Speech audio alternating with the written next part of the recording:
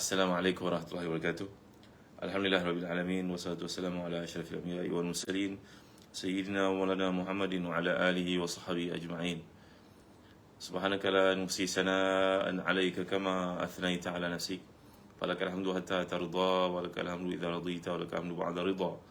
Allahumma salli wa sallim wa barik ala Muhammad wa ala ali Muhammad kama sallaita wa sallamta wa barakta ala Ibrahim wa ala ali Ibrahim fil alamin innaka Hamidum Majid. Amma ba'd. Al-Masalah Anwar Maisuri, Liana Khan, Al-Masalah semua yang hadir pada waktu ni, tolong share pada teman kita yang lain. Manalah tahu dalam sharing kita pada pagi ni beri pada kita pahala. Muhammad Syahid Jaafar, barakallahu fikum, Jana Yusof, Al-Masalah. Ampun maaf terlambat start pagi ni. Tih Farid, Siti Salihah Nurdin, Al-Masalah, Waalaikumsalam warahmatullahi wabarakatuh. Semua sahabat yang hadir pada pagi ni, bunga berguguran, ahlan wa sahlan. Alhamdulillah Allah beri kepada kita kesempatan untuk berkuliah pada pagi ni 1 Muharram 1444 Hijrah. Ya, Ustaz Zawi Ghazali, Al-Masalah Hidayah, Fazil Awang, terima kasih. Jadi masa-masa yang kita lalui ini adalah waktu yang paling tepat untuk merenungi semula matlamat dan juga direction kita, target kita untuk tahun baru yang sedang bermula ni, tuan-tuan ni mulia Allah sekalian. Terima kasih pada yang share bintang kepada saya. Alhamdulillah semua, barakallahu fikum. Terima kasih. Jasa tuan-tuan menyokong saya kat sini tak terbalas tau. Hanya doa saja yang mengiringi. Mudah-mudahan Allah memberkati segala usaha yang kita lakukan. Alhamdulillah Nur Hitam, Maryam Ibrahim, Waalaikumsalam warahmatullahi wabarakatuh. Masyitah, Dayang yang mulia, Real Lan, Alhamdulillah semua. Share pada teman-teman kita Yuana Jaya Mukhtar. Baik. Begitu juga persepsi dan cara kita berfikir dalam kehidupan. Bukanlah mustahil bila panduan hidup kita selama ni sebenarnya salah ataupun kabur, sehingga menyebabkan berbagai masalah hidup yang menyeksa diri kita sendiri. Terima kasih pada yang kirim bintang kepada saya, Zamri Jauhari, Salih Hanuddin, barakallahu fikum. Jangan lupa share pada teman yang lain, Fazilah Nusidan, Sidah Saha, Alhamdulillah, Cik Maya. Jadi kadang-kadang dalam hidup ini kita perlu membetulkan direction kita di masa ke semasa, iaitu memperbaiki hala tuju, matlamat, letakkan target yang bagus-bagus dalam hidup, pilih kawan yang baik-baik. Nanti kita akan ceritakan rahsia dan strategi para ulama salafus salih yang menyebabkan umur mereka walaupun lebih pendek daripada umur sebahagian daripada kita, tapi jasanya untuk Islam sangat besar. Jadi itu yang kita nak belajar tentang cara hidup mereka. Jadi saya nak mengajak tuan-tuan untuk merenungi kisah seorang daripada salafus salih yang terkemuka, namanya Al-Imam Abu Muhammad Sufyan bin Uyainah Al-Hilali radhiyallahu anhu wa ardhah. Ini disebut oleh Al-Imam Al-Mizzi dalam kitab beliau Tahzib Al-Kamal fi Asma'i Rijal. Ini satu kitab hadis yang menghitung kepada kita.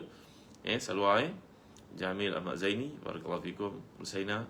Ini adalah menceritakan kepada kita tentang kehidupan para ulama yang besar jasanya dalam hadis. Satu hari seorang lelaki datang bertemu dengan Imam Sufyan bin Uyainah, Abu Muhammad ini, untuk mengeluh kehidupannya. Lalu beliau berkata, "Wahai Abu Muhammad," ini gelaran bagi seseorang Arab, mereka panggil kunyah dengan nama anak. Rohani, mudah-mudahan kalau seseorang daripada kita ada anak nama Umar, maka dia dipanggil Abu Umar ataupun Ummu Umar. Kalau dia ada anak nama Ali, maka dipanggil Abu Ali ataupun Ali. Tapi kalau kita pergi ke Mekah buat ibadat umrah ke ataupun haji, ada satu makanan lazat macam dessert dah bagi orang Arab, macam kita ibarat macam bubur, apa dia panggil tu, pengat.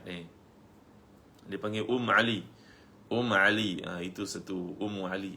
Itu bukan mak pada Ali, itu satu makanan orang Arab.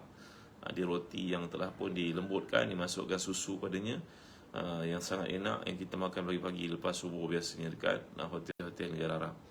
Nanti ada peluang nak pergi ibadah umrah, marilah pergi bersama kami. Cik Baharudin Budi, barakallahu fikum, moga sihat semua. Nurul Ahmad. Dan jangan lupa hari yang mulia ni kita doakan untuk sahabat kita Ustazah Umi Fatih yang sering mengirim untuk kita doa, bagi pada kita kumpulan nota yang disampaikan. Beliau sedang uji sekarang dengan anaknya sakit. Mudah Allah beri kesihatan, keafiatan. Baik. Jadi pemuda ini mengadu kepada Sufyan bin Uyainah, ulama yang terkemuka ni, tentang kehidupannya yang tak keruan. Ya, Cik Baruli Budi, Ustaz Hafiz Sadiqin, mawar putih. Mawar putih ada, mawar hitam ada, macam-macam, masya-Allah ya. Ustaz Syafiq Murad, ahlan wa sahlan. Ruhani Abdullah, Nuhayati Syarif, Tunisia Katim, terima kasih semua ya. Nuzairah Majid, ya. Jadi dia mengeluh sikapnya. Dia berkata bahawa isteri saya adalah seorang yang sangat buruk perangainya. Dahulu sebelum kahwin keadaannya begini, lepas kahwin pinggang tak ada. Ni gurau dia cerita. Jadi dan dia memperlakukan akulah orang paling hina dalam hidup ni. Aku pun tak tahu siapalah yang dia hormat. Ni kata-kata Sufyan bin Uyainah. Apabila mendengar keluhan lelaki itu, maka Imam Sufyan bin Uyainah yang sangat mahir dalam dakwah ni, tekniknya, psikologi dakwahnya, fiqh dakwahnya, ya, Hafiz Yusuf Zakaria, apa dia kata? Apa motivasi kamu ketika berkahwin dengan isterimu dahulu? Cuba muhasabah diri balik semula, flashback balik. Ya, apa sebab kau kahwin dengan dia? Cuba tengok, cuba cek balik semula. Lelaki itu berkata, adakah kau berkahwin? Maka Sufyan Uyainah berkata, adakah kau berkahwin dengannya dengan tujuan untuk mendapat kecantikannya, terpagut dengan kecantikannya atau kekayaannya, ataupun kebangsawanannya setakat itu saja, ataupun sebab agama? Lelaki itu terdiam, tunduk lama, mengiyakan bahawa pilihannya dalam berkahwin dahulu, Suzilah, bukan berasas kepada agama, tapi kerana habuan dunia yang diburu olehnya. Maka Ibnu Uyainah berkata, orang yang menginginkan kemuliaan bukan pada tempatnya, dia akan dihina. Orang yang menginginkan kekayaan dengan cara yang salah, dia akan menjadi fakir miskin. Dan orang yang menginginkan kesalihan dengan usaha dan juga ikhtiarnya, maka Allah akan berikan kepadanya semua yang dikehendaki, terutamanya agama yang dicarinya itu. Azailah, barakallahu fikum. Nur Madinah, bunga, terima kasih kerana bunga kirim star kepada saya. Terima kasih semua. Hayati Thani. Baik. Jadi apa berlaku, tuan-tuan? Kata-kata Ibn Uyainah ni sangat sentap. Dia berkata bahawa siapa yang kahwin inginkan kebendaan, dia akan dihina. Siapa yang kahwin nak kebangsaan, dia akan dihina. Siapa yang kahwin kerana harta, dia akan dihina. Siapa yang kahwin kerana agama, Allah akan lengkapkan semua itu dalam hidupnya. Ambil pengajarannya, orang-orang muda, tuan-tuan, perempuan, kita yang bakal jadi mertua, bakal jadi besan, perhatikan balik seluruh niat kita dalam mengahwinkan puteri-putera kita. Apakah kerana pangkat yang kita buru atau kedudukan, ataupun kerana kecantikan, semua itu akan luput, tuan-tuan. Mereka yang bijaksana berkata, cinta bunga-bunga akan layu, cinta makhluk-makhluk akan mati, cinta Allah itu kekal abadi, tuan-tuan yang mulia Allah sekalian. Lalu beliau berkata, ni Imam Ibn Uyainah berkata, aku memiliki 3 orang adik-beradik, Muhammad, Imran dan Ibrahim. Muhammad anak sulung, Imran anak bongsu, aku anak kedua. Apabila Muhammad hendak bernikah dan menginginkan kemuliaan, dia mencari keluarga dari kalangan yang sangat mulia. Akhirnya dia perlakukan sangat hina oleh isteri dan keluarganya. Imran menginginkan kekayaan, maka dia mencari pasangan yang berasal dari keluarga yang kaya. Akhirnya dia jatuh dalam kefakiran. Mereka merampas dan menghinanya, merampas harta-hartanya dan menghinanya. Allahu Akbar. Ini siapa cerita, tuan-tuan? Ini Ibn Uyainah cerita. Seorang ulama hadis yang terkemuka, yang dipanggil antara ulama-ulama hadis, antara beliau dengan Imam Malik. Ya, merupakan imam-imam yang sangat hebat ilmunya pada zaman Imam Malik, dan dipuji oleh Imam Muhammad bin Idris Asy-Syafi'i. Ibnu Uyainah berkata lagi, tak lama kemudian kebetulan Ma'mar bin Rashid datang ke negara kami. Ini siapa Ma'mar bin Rashid? Seorang ahli hadis, pakar hadis.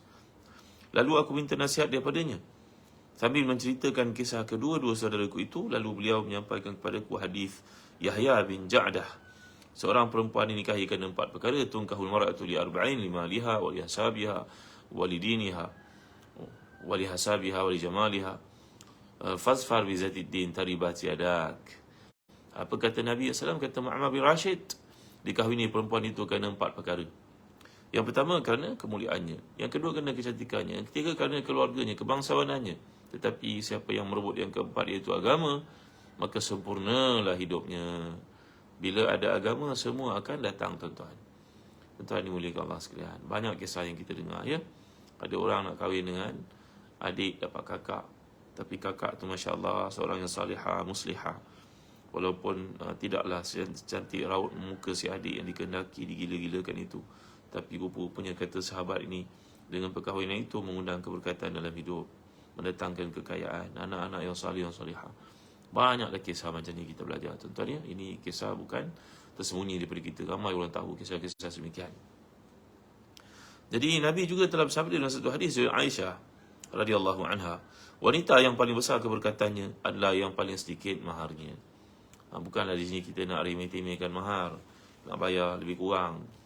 Bukan begitu maksudnya. Tapi yang diberi kepentingan, fokus dalam perkahwinan adalah agamanya. Alangkah hebatnya ibu ayah ni, bila orang datang pinang anak ni, berkata berapa nak bayar, membayarlah nak. Ya pakcik dah nampak engkau ni ada kelayakan. Inilah kita pinang orang, seorang lelaki pinang perempuan, tentulah menunjukkan kelayakannya, akademiknya ke, pekerjaannya ke. Ya, tuan-tuan ni boleh Allah sekalian. Tak ada kereta besar pun tak mengapa, yang penting ada direction dalam hidup. Itu yang meyakinkan orang. Maka ayah yang saleh, ibu ayah yang salihah ni berkata kepada bakal menantunya, terpulanglah kau nak, berapa kau nak bayar. Ayah pakcik faham kau baru grad daripada universiti, wang pun tak ada berapa sangat kan. Ya, perkahwinan tu ialah penting untuk kita ulim walau bisyatin, buatlah kenduri walau seekor kambing, seperti pesan Nabi pada Abdul Rahman bin Auf contohnya. Tapi kerana pakcik faham lah kau bukan kambing, ayam pun tak mampu nak beli lagi, maka ikutlah kemampuanmu nak. Tak payah pinjam-pinjam, nanti pinjam-pinjam lepas kahwin leceh nak membayarnya. Ikutlah kemampuan. Berilah berapa yang ada. Yang penting ada penghormatan dan memuliakan wanita tersebut. Bukan free langsung lah tuan-tuan. Ada juga yang berkahwin, hari kahwin tu mahar pun tak bawa. Dah pinjam pada pakcik lah. Pakcik punya duit nak bayar mahar 200 je, tak ada duit. Pakcik pula yang kahwin akhirnya. Tuan-tuan ni boleh kongsikan. Kita ni nak berkahwin, siap lah semua nak gocek. Macam pernah kena pula tuan ni, duduk dekat dalam pengantin, kita pula minta bantuan. Dah tu tak bayar-bayar sampai ke sudah. Macam-macam kisah Chia Wing Chuan. Baik. Pesan Nabi SAW di sinilah, wanita yang paling besar keberkatannya, a'zamuhunna barakatan, yang paling mulia sekali di sisi Allah, yang paling kurang pembiayaannya. Tak adalah demand itu, demand ini, macam-macam benda. Ya, seperti kita dengar kadang kisah amat menyedihkan. Perkahwinannya ibarat yang terhebat di kurun ini, tapi tak kekal lama. Apa nak buat tuan-tuan kalau begitu? Allah ruginya, banyaknya wang nak kahwin tu, dengan spendnya, dengan hotelnya, dengan pembiayaannya, dengan door giftnya. Allahu Akbar. Hasbunallah wa ni'mal wakil. Ibita hasbunallah wa ni'mal wakil. Hasbunallah wa ni'mal wakil. Itu sebab dalam doa Nabi selalu mengajar kita, Allahumma qanni'ni bima razaqtani wa akhluf ala kulli ghaibatin li minka bi khair. Doa ni belajar tahu Suhaila Kamarudin. Allahumma qanni'ni bima razaqtani wa akhluf ala kulli ghaibatin li minka bi khair. Ya Allah, ya Tuhanku, berilah aku sifat qanaah dan gantikan untukku semua yang aku hilang, aku luput daripada aku satu yang lebih baik daripadanya. Ya, kita melihat kadang-kadang orang berkahwin, Allahu Akbar, bergolok bergadai. Tapi perkahwinan itu tak kekal lama. Kesian ambil pengajaran. Jadi balik kepada kisah ini, Nabi SAW telah menyatakan yang paling banyak keberkatannya adalah yang paling kurang pembiayaannya. Tanpa menafikan penting kita meraihkan orang itu. Orang belajar universiti tentulah lain daripada orang biasa. Orang ada kemahiran tentulah lain daripada orang yang biasa-biasa, ya. Orang doktor pakar, doktor berurusan belajar jauh, keluarganya pula mulia, rupanya tentulah ada perbincangannya. Bukan kita menghina orang-orang tentu, tuan-tuan, menghina perempuan supaya bukan itu maksudnya. Tapi rahimallahu man arafa nafsahu fa waqafa indah. Semoga Allah merahmati orang yang tahu kedudukan dirinya dan meletakkan dirinya tepat pada tempat yang betul. Ni pemuda dengan pemudi itu sudah membincang, ibu ayahnya sudah merestui letak 10,000 contohnya. Tapi pada hari perkahwinan ada pula pihak kata sampai 50,000. Tak demam dibuatnya. Budak lelaki ni baru grad universiti, mana dia mampu nak cek 50,000, pinjam duit mak ayah dia pun tak cukup. Berpada-padalah tuan-tuan. Kita jadi juru cakap kena bertakwa kepada Allah, tahu. Jangan dia cakap dah lepas seronok sendiri je, macam kita pula menyebuk. Baik tuan-tuan ni boleh kawaskan. Tak berlaku pada tuan-tuan ni orang lain lah, orang kat Afrika ke, kat Bosnia ke, kat mana ni. Baik. Lalu aku mencari untuk diriku seorang wanita yang salihah. Ni kata siapa? Kata Sufyan bin Uyainah. Nurul Yunus Azni Abdul Aziz. Salmiyati. Baik baik. Fitri Osman. Baik. Okey. Seorang wanita nikahi kerana 4 perkara, iaitu hartanya, kemuliaannya, kecantikannya dan amal salihnya. Carilah engkau yang beramal salih, keturunan yang mulia. Cari engkau yang beragama, maka kau akan beruntung. Inilah hadis riwayat Muhammad bin Rashid, ya, daripada Yahya bin Ja'dah yang diceritakan oleh Ibn Uyainah. Lalu aku pun beramal dengan pesan Nabi SAW dalam kedua hadis itu tentang keperluan mencari wanita yang salihah. Ya, aku mencari untukku seorang wanita yang salihah untuk diperisterikan. Dah demikian pula salihah, biayanya pun, keluarganya pun tak minta yang melampau-lampau untuk melaksanakan sunnah Nabi SAW. Akhirnya selepas perkahwinan itu, Allah memberikan kepadaku ketenangan, kebahagiaan, keseronokan, kekayaan, kemuliaan, package. Terima kasih semua Datin Nita, terima kasih Heru Hadi. Kirim pada saya bintang pada pagi ni. Terima kasih semua Hajah Barakallahu fikum. Terima kasih Cikgu Safarudi. Ahlan wa sahlan. Inspirasi Maryam. Ahlan wa sahlan Jadi dengan sebab niatku untuk menyempurnakan agama ni tadi berasaskan kepada agama juga, maka semuanya datang sekaligus. Tapi siapa yang mencari selain daripada agama, hidupnya belum tentu lagi merdeka, belum tentu lagi gembira. Targetnya dia takkan capai kerana meletakkan GPS yang salah dalam hidup. Ya, selalu letak GPS yang betul. GPS ni cari rida Allah dulu nombor satu. Perkahwinan ke, perniagaan ke. Bukan berniaga tu nak kaya terus, lepas tu nak tunjuk pada orang. Tak. Berniaga kerana Allah, supaya hidup mulia, boleh bantu orang lain. Boleh macam tu. Jalina Jalil, ahlan wa sahlan. Jadi kisah yang dibacakan ni tuan-tuan sangat berharga. Niat sangat penting dalam menentukan hasil tujuan hidup kita. Allah memperlakukan kita sesuai dengan niat kita. Niatul muslim khairun min amalihi. Dalam hadis mengatakan bahawa niat seorang muslim itu kadang-kadang lebih baik daripada amalannya. Malam tadi kita berniat nak bangun malam. Letak jam. Setkan waktu. Siapkan semua segala serba-serbinya, sejadah, Quran. Tiba-tiba Allahu Akbar, tak boleh tidur malam kerana penyakit-penyakit tertentu atau jet lag balik dari Mekah, timing beza. Dah sakit-sakit badan. Sedar-sedar azan subuh. Sayur dengan Allahu Akbar, terlepas tahajud. Maka orang semikian dapat pahala qiyam walaupun dia tidak qiyam. Tengok tu niat penting dalam hidup. Nuria Yusof, Heru Hadi, Hajah Hamidah, ahlan wa sahlan. Baik. Allah memperlakukan kita sesuai dengan niat kita. Tak kira berapa banyak orang sengsara dalam hidup ini kerana memasang niat yang salah dalam kehidupan. Meletakkan niat yang salah ni akan menyebabkan GPS kita salah lah. Kita bayangkan kalau macam degree kepada bearing, kalau orang buat ukur tanah kan, dia kena setkan betul, tepat. Kalau lari 5 degree saja, dah sampai ke Amerika pula. Patut pergi ke Mekah. Ini sampai ke Amerika pula. Matlamat tak betul. Nawaitu, orang Melayu kata nawaitu tak betul. Jadi orang yang tersalah niat dalam mencari kehidupan akan menjadi hamba kepada kehidupan itu sendiri. Tak jadi nak letak harta tu dalam, dunia itu dalam genggaman, dia akan masuk dalam hati. Masuk dalam hati, hidup kita jadi parah, jadi susah, serabut, bersarang dalam diri segala mazmumah kerana dunia dah masuk dalam hati. Abu Hazim Salamah bin Dinar pernah berkata, Allah mewahyukan kepada dunia, siapa yang melayanimu, maka penatkan dia. Tetapi siapa yang melayaniku, maka berkhidmatlah untuknya. Siapa yang melayan dunia, penatkan dia.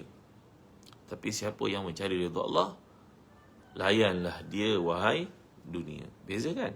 Siapa melayan dunia, kejar dunia, pantang tengok orang pakai handphone baru, kita pun berusaha nak pakai handphone baru, kita pun tak ada keperluan. Tengok orang pakai, tengok orang rumah baru, kita pun serabut melihat langsir baru. Serba-serbi, semua hidup kita ni tak pernah sempurna kerana kita kejar satu benda yang infinity, tuan-tuan yang mulia Allah sekalian. Kan kereta tu tiap-tiap bulan, tiap-tiap tahun dia berubah. Kalau kita kejar kereta kan kita penat, tuan-tuan yang mulia Allah sekalian. Kita tengok telefon, perubahannya, evolusinya satu ke satu. Yang kita pun tertipu, pergi beli pula. Lepas tu pakai kredit card pula tu. Muhammad Rizal, Sharifah Naim, dah pula terikat hutang tak pernah selesai. Dia kejar dengan hutang, fikir hutang, bangun pagi, malam tak boleh tidur kerana fikir hutang. Ini adalah tindakan-tindakan orang jahil yang tiada kebaikan padanya.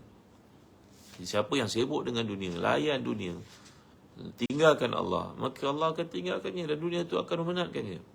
Tapi siapa yang layan Allah, cari Allah, usaha untuk mendekatkan kepada Allah, memperbaiki hubungan dengan Allah masa ke semasa, maka dunia itu akan menjadi hamba kepadanya. Dunia itu akan rukuk, sujud, menyerahkan diri bulat-bulat kepadanya. Mana satu yang tuan-tuan pilih? Nak layan dunia ke, yang tak pernah berkesudahan ke, ataupun layan kehendak Allah SWT? Jawab sendiri. Hasan Hamka, barakallahu fikum. Jadi orang yang tersalah niat dalam belajar menghabiskan hidupnya untuk perkara sia-sia. Dia membuang tenaga untuk mencari ijazah, bukan untuk cari ilmu. Padahal selembar kertas hanya berikan kemuliaan palsu, bukannya hakiki. Kaum muslimin khususnya masyarakat dunia umumnya memuliakan orang kerana sumbangan yang diberikan, bukan ijazah yang dipegang. Kata seorang sahabat belajar di universiti terkemuka di Jepun, pada hari graduate-nya, maka dia dipilih untuk bekerja dalam bank besar di Jepun, satu institusi kewangan besar. Maka pada itu semua dikehendaki membawa transkrip ijazah masing-masing. Semua beratur lah jumpa dengan CEO ataupun chairman pada bank. Sampai saja di atas sentas tu, chairman pun terima kertas ijazah daripada setiap orang. Ronyok kan, campak dalam tong sampah sebelah. Terkejut semua orang tengok. Semua yang datang bawa transkrip ijazah itu, dia ronyokkan, campak dalam kertas. Dia campak dalam tong yang ada di situ.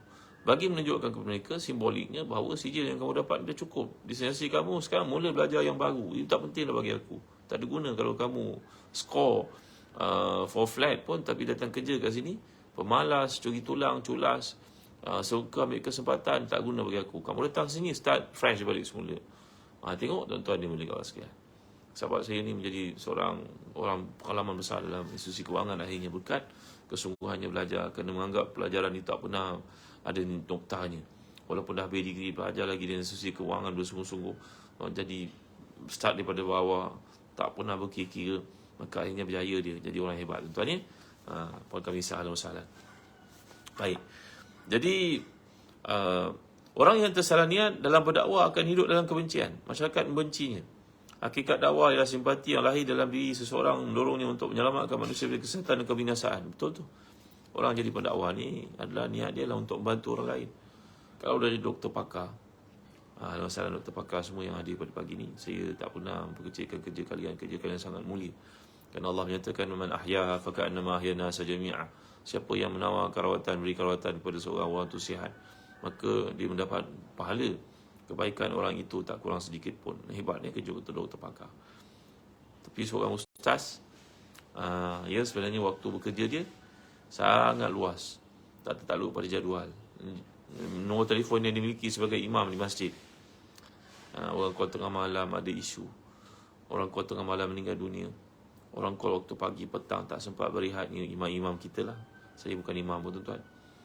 Yang jadi imam di masjid, Allah hebat mereka ya. Saya sekali hargailah mereka tuan-tuan.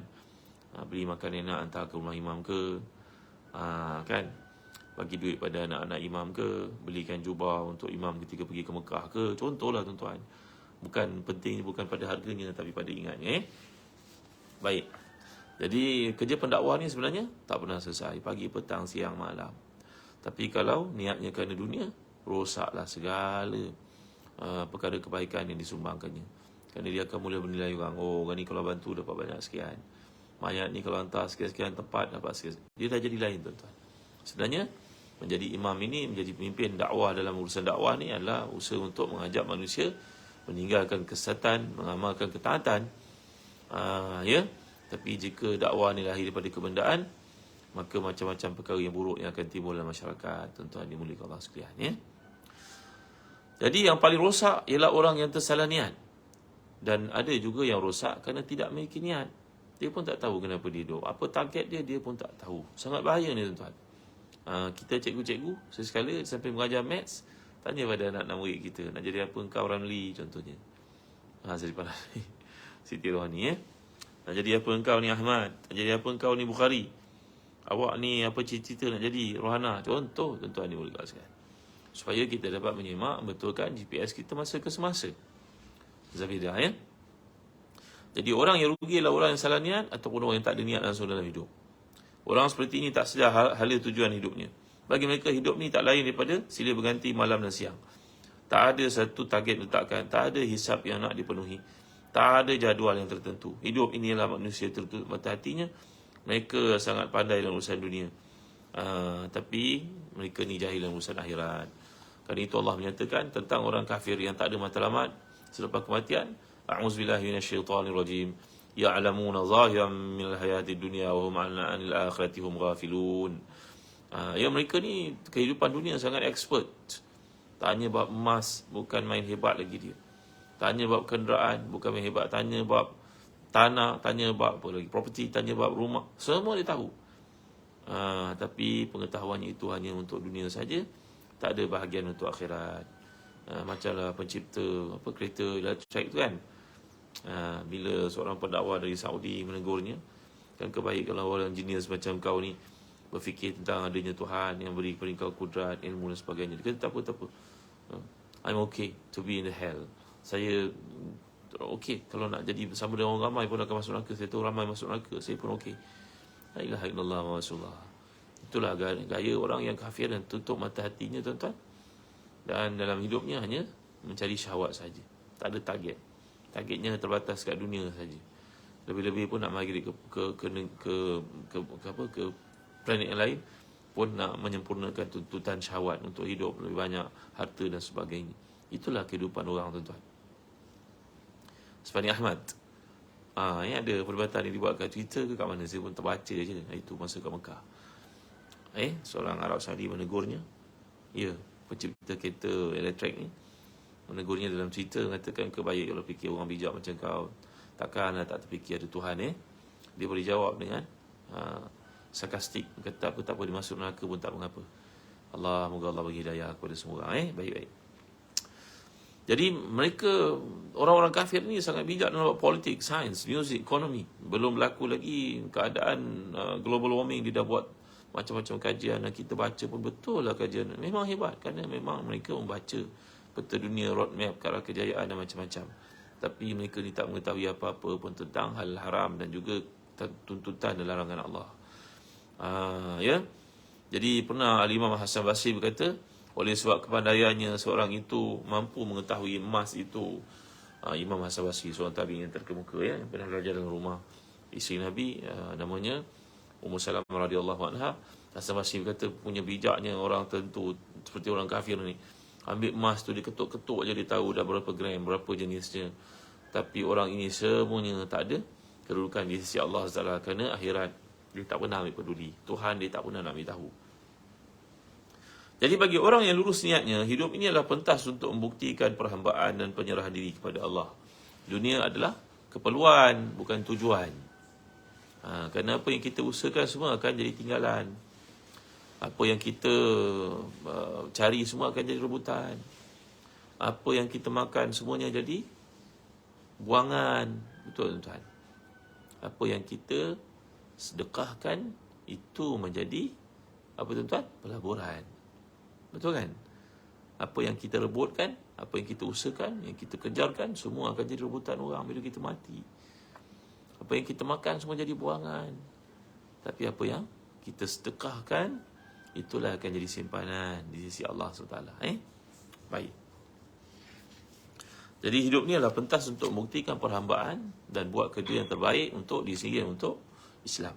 Kan itu Allah mengajar kita setiap kali kita sembahyang, doa iftitah, inna salati wa nusuki wa mahyaya wa mamati lillahi rabbil alamin. Inilah kenyataan nabi-nabi seperti Nabi Ibrahim AS. Jadi ucapan ni kemudiannya dipraktikkan dalam kehidupan kita setiap hari. Bagi orang seperti ini, hidup hanya makna bila digunakan untuk mencari kebahagiaan akhirat. Ni orang Islam punya falsafah. Nur Azlan. Nazir Osman Al-Sahlan. Izzah Faiz. Hidup ni hanya makna bila digunakan untuk kebahagiaan akhirat. Setiap kali bukan akhirat bertambah, hati gembira. Walaupun simpanan dunia berkurangan. Ahlan wa sahlan semua. Barakallahu fikum. Nur Muraudah. Ahlan wa sahlan. Jadi Sayyidina Abu Darda berkata, orang yang tidak tahu nikmat Allah melainkan makan dan minum, berarti ilmunya sangat sedikit dan hidupnya dalam siksaan. Dia tak tahu apa, tahu cuma makan, minum, pakai saja. Pernah Nabi SAW jumpa dengan seorang sahabat yang banyak berkhidmat untuk baginda SAW. Maka baginda bertanya kepadanya, ada tak benda yang kau minta? Jawapannya, wahai Rasulullah, saya perlukan seekor kambing yang punya susu cukup untuk saya minum harian. Allah, kecilnya permintaan kamu itu, kata Nabi SAW.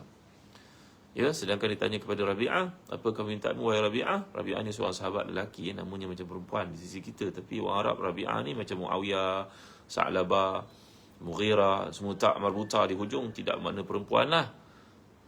Ya, tuan nak tahu lebih lanjut tentang bahasa Arab, jom join kami dekat Arabic for All Malaysia. Yang Telaga Biru buat pelancaran, masih lagi dibuka sekarang untuk batch pengambilan yang kedua. Jadi Rabi'ah adalah seorang sahabat lelaki, macam juga Maisarah, sahabat Nabi sebelum dibangkitkan. Itu lelaki, itu bukan perempuan. Maka Nabi tanya pada Rabi'ah, apa yang kau minta wahai Rabi'ah? Jawab Rabi'ah, wahai Rasulullah, saya nak minta bertemu dengan Rasulullah dalam syurga, mengiringi Rasulullah masuk syurga. Ya Allah, besarnya cita-cita dia, tak nak dunia, nak akhirat. Tapi seorang yang lain ditanya kepadanya, apa kau nak? Dia kata nak kambing seekor ada susu. So target kita dunia ke akhirat, tuan-tuan. Nak macam orang ni cerita buat kambing ke, ataupun nak yang tu cerita buat akhirat? Bayangkan tuan-tuan, seperti yang digambarkan oleh Abu La'la al-Maududi ataupun Abu Hasan Ali An-Nadwi, seseorang ni tuan. Kalau saya kata kepada tuan-tuan, duduk atas simen ni, sejuk ni, duduk sama 2 jam. Tapi kesan daripada 2 jam tu, nanti petang saya bagi tuan 20,000, nak tak? Duduk 2 jam je dapat 20,000. Tapi yang seorang pula tak nak duduk atas simen, nak duduk atas sofa, tempat yang selesa 2 jam. Tapi tak dapat apa-apa kat ujung, ataupun dapat RM2 saja. Maka tentulah kita pilih untuk bersusah sekejap, bersusah dahulu, bersenang-senang kemudian, ibarat kata orang Melayu. Maka demikianlah bab akhirat. Para tabi'in salafus salih, mereka bab dunia mereka usahakan sekadar keperluan, dapat lebih disedekahkan. Kerana seperti falsafah yang telah disebutkan tadi, apa yang direbutkan, apa yang ditinggalkan akan jadi rebutan, apa yang dimakan akan jadi buangan, apa yang disedekahkan, diinfakkan, dibelanjakan untuk Islam, untuk kebaikan amal soleh kita, haji dan sebagainya, maka itu akan menjadi simpanan di akhirat. Pilih mana satu. Nur Mizan, Alhamdulillah, Nur Liza, Alhamdulillah. Okey, sikit saya nak habiskan. Abu Darda berkata, orang yang tidak tahu nikmat Allah melainkan makan dan minum saja, berarti ilmunya sangat sedikit dan dia akan hidup dalam kesengsaraan. Siapa yang tidak pernah cukup dengan dunia, maka dunia itu tidak akan mencukupkannya. Hasan Basri berkata, bila perhatian seorang hamba tertuju pada akhirat, maka Allah akan menjagakan niatnya dan mengayakan hatinya. Kaya hati ni tuan-tuan, yang orang sebut kaya hati kan. Kucom, ada masalah Evita, ada masalah. Jadi siapa yang targetnya akhirat, Allah akan kayakan hatinya.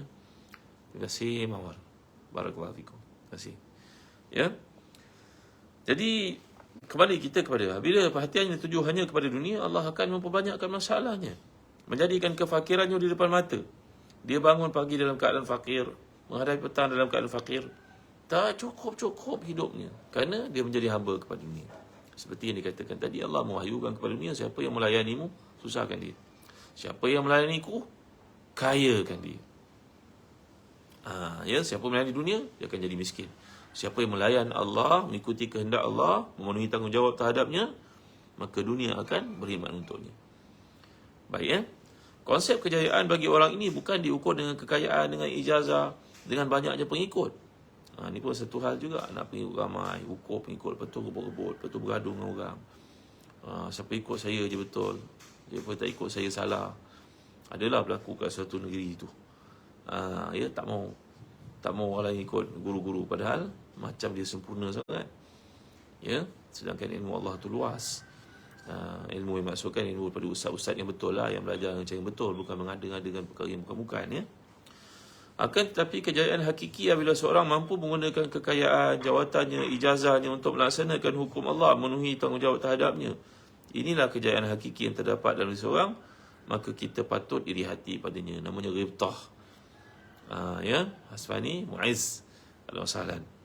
Nabi bersabda, la hasada illa fi sanataini. Tak ada rasa hasad, tak perlu ada rasa hasad, tak boleh ada rasa hasad, melainkan kepada 2 pattern manusia. Yang pertama, Allah beri padanya kebiasaan ilmu disampaikan kepada orang ramai. Yang kedua, Allah beri padanya kekayaan, digunakan kekayaan itu untuk membantu orang lain, untuk diinfakkannya kepada kebaikan. Maka inilah manusia yang kita kena ada ghibtah, envy padanya. Jadi sebelum tahun hijrah ini, marilah kita merenung sejenak dan buatlah beberapa persoalan asas tentang diri kita. Visi, niat dan juga matlamat hidup kita. Yang pertama, ke mana arah tuju hidup kita? Adakah kita ni orang bahagia ataupun orang menderita? Dengan sebab target yang kita letak tu, jadikan kita bahagia ke tidak? Ada orang dia mencari kerja, maka dia berusaha untuk bukan saja mencari kerja, bahkan menyempurnakan hidup orang lain. Contohlah, dia bekerja dengan takaful. Ya, takaful ni peluang baginya untuk dapat komisen yang banyak, yang baik. Kemudian dapat merencanakan, dapat mencadang kepada orang kalau sakit, begini penyelesaiannya. Kerana hospital yang ada dalam hospital kerajaan bagus-bagus semua, tapi kerana ramainya pesakit, mungkin nanti anda akan terlambat. Contoh, dia bagi nasihat dengan betul. Kalau ambil package takaful saya, maka ini kelebihannya, bayarnya banyak ni, keluarga kena tanggung dengan cara demikian. Dan kemudian bila orang sakit, dia tunjukkan concern, dia ambil tahu. Bukan berlaku pada segelintir manusia, hari ni tukar, besok buat lain, lusa kita je dah lain, dia tak tahu menahu dengan yang lalu, tak ambil tahu, orang telefon pun tak angkat. Ni kan rugi, tuan-tuan. Kita jual kereta sebagai contohnya, kita beritahu pada orang, anda ni ada 5 orang anak, kalau kereta ni tak sesuai, kereta ni okey, harga tambah sikit saja, contohnya jadi airbag, ceritakan yang betul, tuan-tuan, apa salahnya?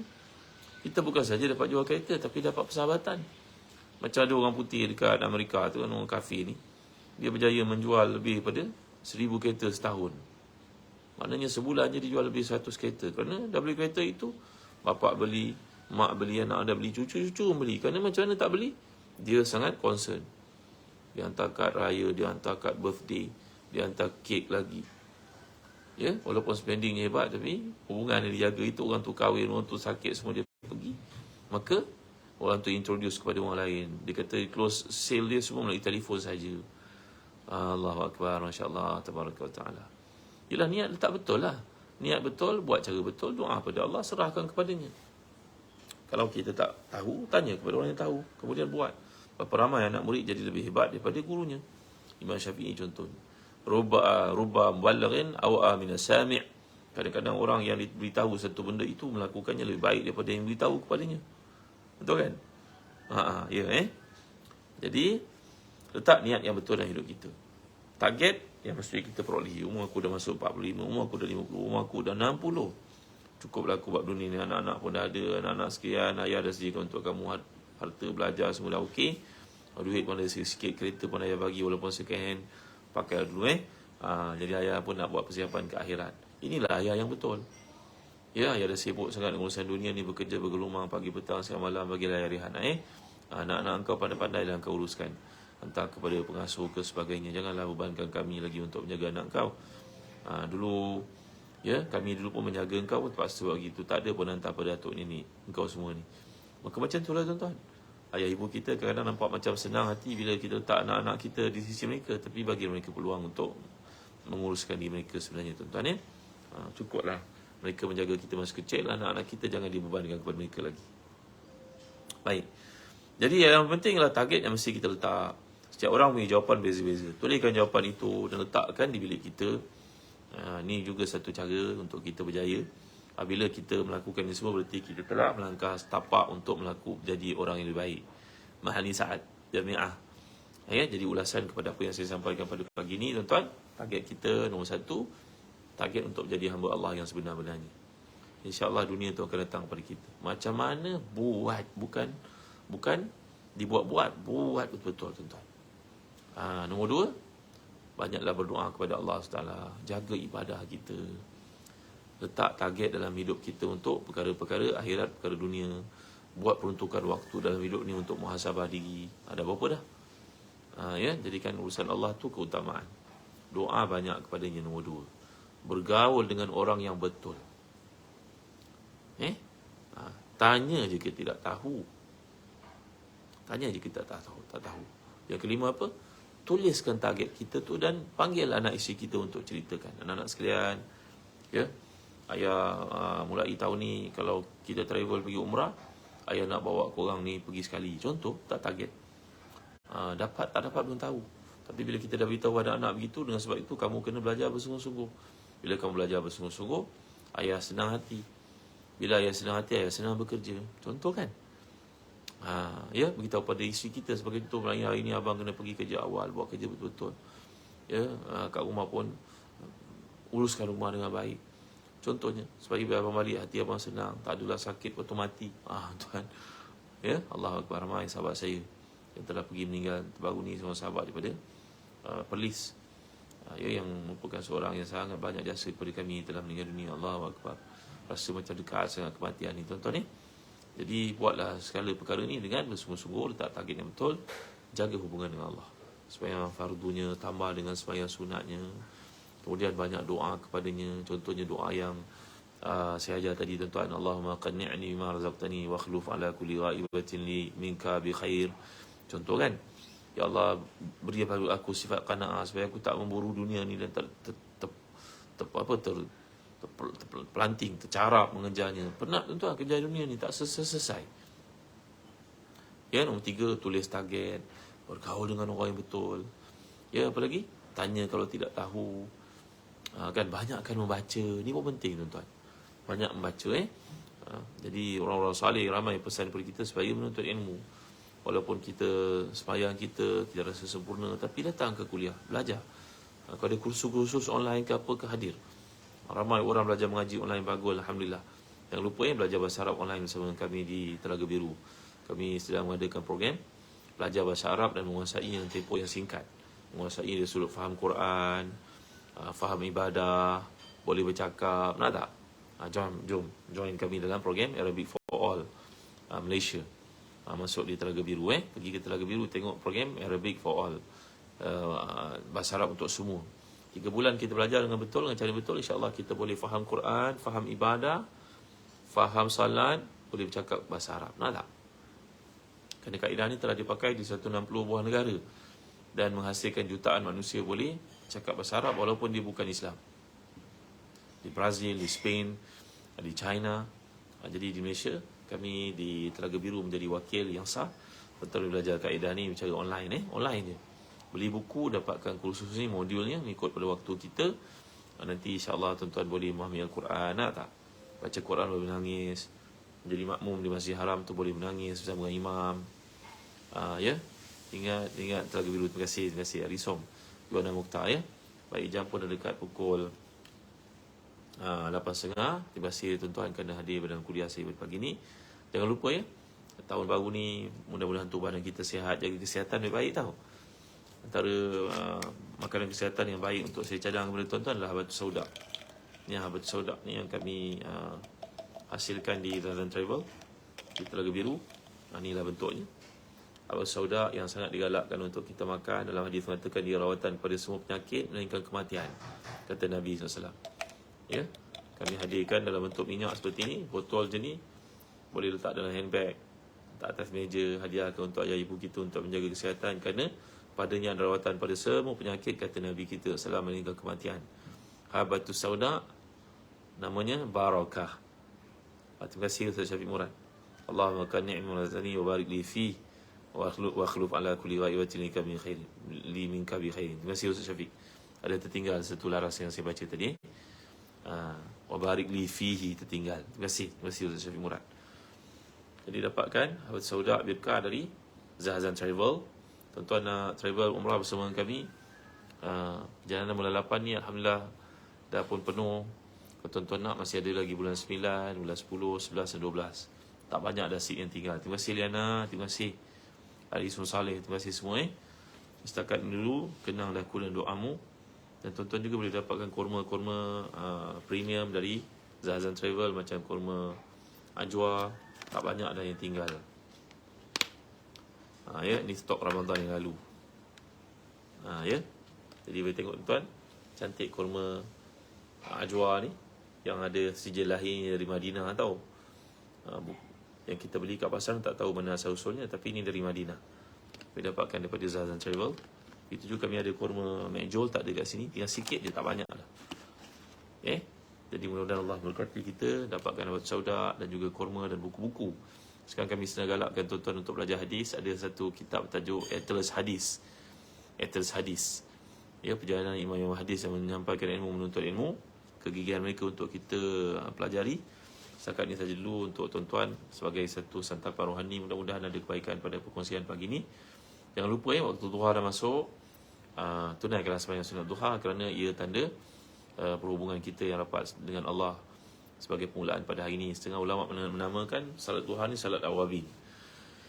Baik, setakat ini saja dulu. Sallallahu alaihi wasallam wa ala alihi wasallam. Alhamdulillahirabbil alamin. Allahumma salli wa sallim wa barik ala Muhammad wa ala ali Muhammad kama sallaita wa sallamta wa barakta ala Ibrahim wa ala ali Ibrahim fil alamin innaka Hamidum Majid. اللهم زدنا ولا تنقصنا وأكرمنا ولا تهنا وأعطنا ولا تحرمنا وآثرنا ولا تؤثر علينا ورضنا وارض عنا.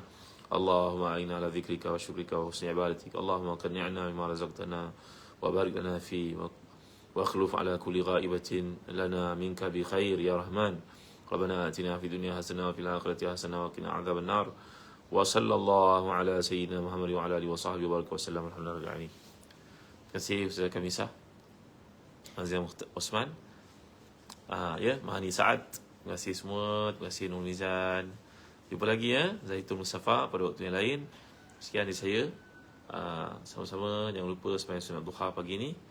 Kenang daku dalam doamu dan dapatkan buku-buku dan bahan-bahan yang berguna dan juga rawatan kesihatan ni daripada Zahazan Travel. Nak beli habat sauda kat mana Sharifah? Sharifah boleh klik cari perkataan Zahazan Travel. Terima kasih Farid Misfah. Apa khabar Farid Misfah? Nanti saya masukkan link untuk dapatkan habat sauda ni. Dan tuan-tuan, kalau tuan-tuan masuk on pay bersama dengan Zahazan Travel, tuan-tuan berpeluang untuk mendapat commission sebagai introducer. Nah tak, tuan-tuan jual, tuan-tuan dapat hadiah dari kami. Banyak tau. Siapa yang introducekan orang untuk buat korban tahun depan, buat akikah, jual buku, jual habat sauda ni, kenalkan pada teman-teman kita, mereka beli, kita dapat hadiah. Jualah dari Zahazan Travel. Jom daftar sebagai member dalam On Pay Zahazan Travel. Masukkan data tuan-tuan, nama bank dan sebagainya. Nanti bila orang beli melalui link tuan-tuan akan dapat hadiah daripada kami Zahazan Travel. Terima kasih Mali. Terima kasih. Dah lama, dah 1 jam dah. Dah penat dah mereka dengar. Haji Hafizah, terima kasih. Jana Yusof, terima kasih pada yang kirim star kepada saya pagi ni. Assalamualaikum warahmatullahi wabarakatuh. Pemirsa, terima kasih. Sihat ni? Alhamdulillah, syukur. Umur Kisha, Sharifah Zawiya, Sharifah Azizah tadi dah dapat jawapan ni. Nanti saya masukkan link untuk pembelian habat sauda secara online. Sekian untuk semua. Sekali lagi, Assalamualaikum warahmatullahi wabarakatuh. Terima kasih Cik Zaburdi. Terima kasih Asimah Musa, Mariam Ali. Terima kasih semua. Ida Idayu, terima kasih. Terima kasih. Sharifah Azizah boleh jadi wakil insyaAllah online on pay. Mazinda Syam Misa Mes. Kat Shopee saya tak pastilah nak daftar kelas bahasa Arab. Ya, secara online. Nanti saya masukkan linknya. Berapa harga habat sauda tu? Allah Akbar, saya pun tak ingat berapa harganya. Ya, baik. Nur Adida, Sarina, Hasimah Musa. Terima kasih Firdaus. Terima kasih. Assalamualaikum warahmatullahi wabarakatuh. Fadilah Awang, terima kasih. Salihah, barakallahu fikum. Sabaria Said, terima kasih. Siti Marhamah, terima kasih. Assalamualaikum warahmatullahi wabarakatuh. Rahimi Abidin, terima kasih.